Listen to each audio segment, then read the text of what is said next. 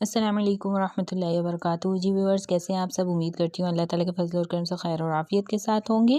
और जैसा कि आप सबको मैंने बताया था कि तजवीद की कंप्लीट बुक इजी वर्डिंग्स के साथ आप सबको बीच में एक एक चीज़ मैं समझानी स्टार्ट करूँगी। और आज इसके लेसन नंबर 1 की वीडियो है, बहुत इंटरेस्टिंग है। आप सब काइंडली प्लीज़ चैनल को सब्सक्राइब करना, वीडियो को लाइक करना मत भूलिएगा, कमेंट बॉक्स में कमेंट करना भी मत भूलिएगा। चलिए तो हम अपना स्टार्ट करते हैं आज का लेसन। लेसन मीन्स सबक।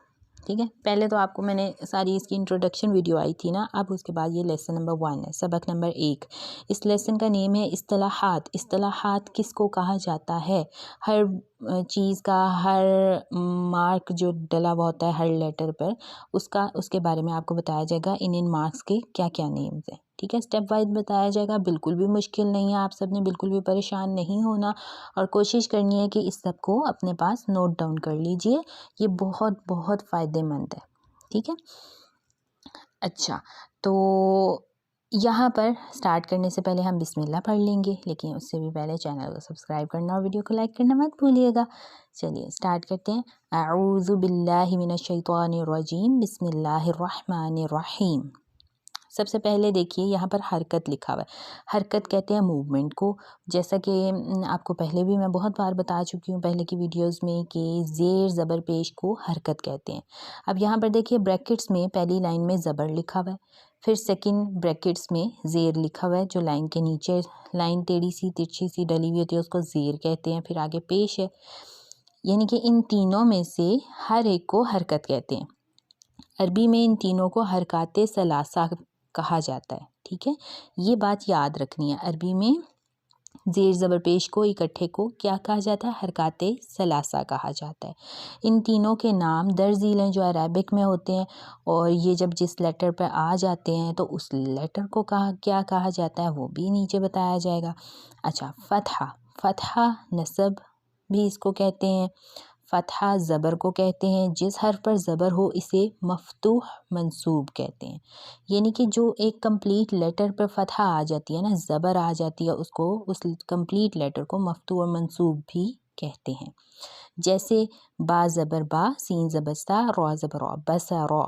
ठीक है, हरकत है ना, तो फ़तहा आ गई। अगर इसको फ़तहा कह के हम बोलेंगे तो प्रोफेशनल लैंग्वेज में अगर पढ़ रहे हैं या पढ़ा रहे हैं तो इसको कैसे बोलेंगे? बा फ़तहा बा, सीन फ़तहा सा, रॉ फ़तहा रॉ, बसा रॉ। ठीक है, इससे आगे देखिए कसरा। कसरा को जर भी कहा जाता है। कसरा कहते हैं ज़ेर को। जिस हर्फ के नीचे ज़ेर हो इसे मकसूर, मजरूर या मजरूर, मकसूर या मजरूर कहते हैं। जैसे एक कंप्लीट लेटर है ईबिली। ठीक है, अब ये जिस लेटर के नीचे है ना, इस लेटर को कहा जाएगा मकसूर।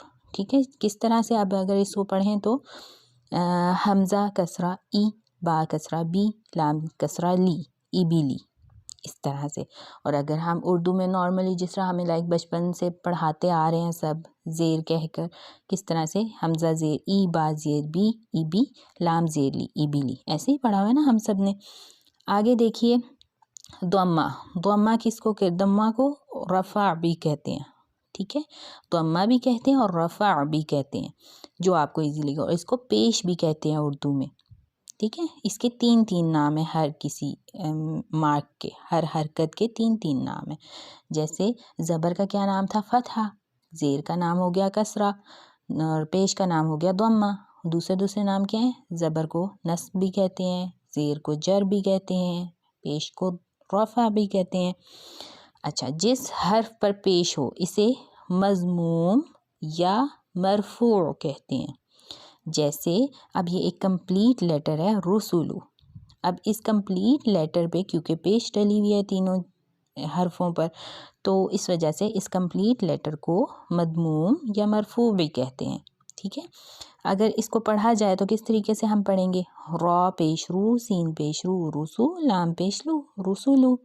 अगर इसको अरबिक की हरकत का नाम देकर पढ़ना हो तो किस तरह से पढ़ेंगे? रॉ दो रू, सीन दोमा सु, रुसु, लाम दोमा लू, रुसुलु, इस तरह से। ठीक है, इसके बाद देखिए मुतहरक। मुतहरक किसे कहते हैं? हरकत वाले हर्फ को मुतहरक कहते हैं। जैसे तज़ीरो। अब तज़ीरो हरकत वाला कैसे वर्ड बन गया? अब इसका मतलब तो नहीं है हरकत। अब देखिए इसके ऊपर नीचे जो हरकत डली हुई है ना, इसकी वजह से इस हर्फ को मुतहरक कहा जाता है, ठीक है। और जिस तरह तज़ीरो। इसी तरीके से नेक्स्ट हेडिंग देखें तो सकून। सकून, जज़्म को सकून कहते हैं। जिस हर्फ पर जज़्म हो इसे साकिन और मज्जूम कहते हैं। जैसे कुल, कुल का वर्ड है ना, तो ये जो कंप्लीट वर्ड है इस पे अगर साकिन का वर्ड आ गया तो ये कंप्लीट वर्ड एक कुल का वर्ड जज़्म की वजह से इस वर्ड को मज्जूम कहा जाएगा, ठीक है।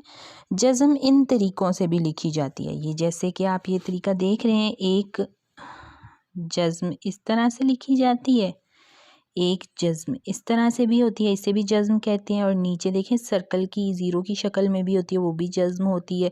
आगे देखिए तो जैसे उर्दू में 8 लिखते हैं, इस तरह से भी कुछ कुरान में लिखा हुआ होता है। तो इसके ये निशान भी होते हैं जज़्म के।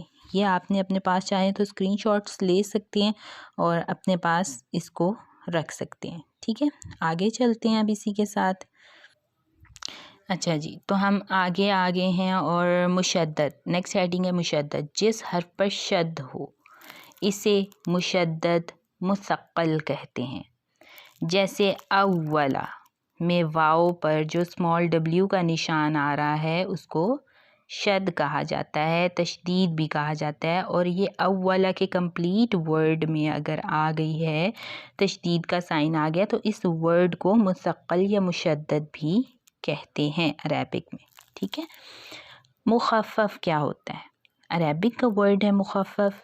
किस हर्फ को कहते हैं? जिस हर्फ पर शद ना हो इसे मुखफ़फ़ कहते हैं। जैसे अमला का वर्ड है, इसमें कहीं पे भी शद नहीं है, ठीक है, यानी कि स्मॉल w का साइन इस पे कहीं भी नहीं है, तो इसको मुखफ़फ़ कहेंगे इस हर्फ को, ठीक है। तनवीन किसको कहते हैं? तनवीन कहते हैं दो ज़बर, दो ज़ेर और दो पेश में से हर एक को तनवीन कहते हैं, ठीक है।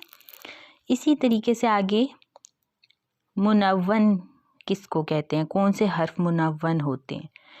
वो हर्फ जिस पर तनवीन हो, जैसे मुहम्मदुन में दाल, दाल पर तनवीन का निशान आ गया है, ठीक है। वो हर्फ जिस हर्फ पर तनवीन का निशान हो उस हर्फ को मुनव्वन कहते हैं। आगे देखिए मुहमल, मुहमल कौन से वर्ड्स होते हैं? नुक्ते के बगैर हर्फ को क्या कहते हैं? मुहमल कहते हैं अरबिक में। जैसे नुक्ते के बगैर है आइन और हा, इन दो हर्फों को मुहमल कहेंगे। मुअजम किसको कहते हैं? नुक्ते वाले हर्फ को मुअजम कहते हैं। इन चीज़ों को याद करना है, ये बहुत इम्पोर्टेंट होती है। फिर हमें बाद में हम फिर कहते हैं हमें समझ नहीं आती, तो इस वजह से इन हर्फों को याद कीजिए। मुअजम किसको कहते हैं? नुक्ते वाले हर्फ को कहते हैं। जैसे गैन, खौ या क़ाफ या फ़ा या बा, ता, सा, इनको मुअजम कहेंगे हम। तफ़ख़ीम वाले हर्फ किस पे होते हैं? तफ़ख़ीम करना किसको कहते हैं? पुर, यानी कि तफ़ख़ीम कहा जाता है या उसे मुफ़ख़्ख़म कहते हैं, ठीक है। पुर पढ़ना, मोटा कैसे पढ़ा जाता है? जिनको पुर पढ़ा जाता है उन हर्फों को मुफ़ख़्ख़म कहते हैं। अच्छा, तरक़ीक़ करना क्या होता है? बारीक पढ़ना हर्फों को। जिस हर्फ को बारीक करके पढ़ा जाता है उसे मुरक़्क़क़ कहते हैं। अच्छा, क़स्र किसे कहते हैं? दो हरकत को क़स्र कहा जाता है। एक अलिफ के बराबर खींच के पढ़ने को क़स्र कहते हैं। तवस्सुत किसे कहते हैं? चार हरकत दो अलिफ के बराबर खींच कर पढ़ने को तवस्सुत कहते हैं। तूल किसको कहते हैं? 6 हरकत 3 अलिफ के बराबर खींच कर पढ़ने को तूल कहा जाता है। हरूफ तहज्जी क्या होते हैं? अलिफ से या तक के हर्फ को हरूफ तहज्जी, हरूफ हिज्जा, हरूफ मुफर्रदा कहते हैं। अरबी ज़बान में इनकी तादाद कितनी है? 29, 29 है, जबकि उर्दू ज़बान में 37 है इनकी तादाद, ठीक है। ये लास्ट वाले थोड़े से ज़्यादा डिफ़िकल्ट हैं प्रोनाउंस करने में, लेकिन आप सबको ये पक्का पता होना चाहिए कि किस चीज़ को क्या कहा जाता है और ये क्यों यूज़ होते हैं, ठीक है। अगले लेसन का वेट कीजिएगा, नेक्स्ट वीडियो में ही देखना और मत भूलिएगा, क्योंकि नेक्स्ट लेसन इल्म तजवीद के हवाले से हैं उसमें क्वेश्चंस। और उम्मीद करती हूँ आज की वीडियो आपको बहुत ज़्यादा अच्छी लगी होगी, काफ़ी कुछ आप सब ने इसमें सीखा होगा। और इसको नोट डाउन कर लीजिएगा अपने पास। वीडियो को लाइक करना, चैनल को सब्सक्राइब करना प्लीज़ प्लीज़ मत भूलिएगा। तो अब इसी के साथ मुझे इजाज़त दीजिए। अस्सलाम वालेकुम वरहमतुल्लाहि वबरकातुहू।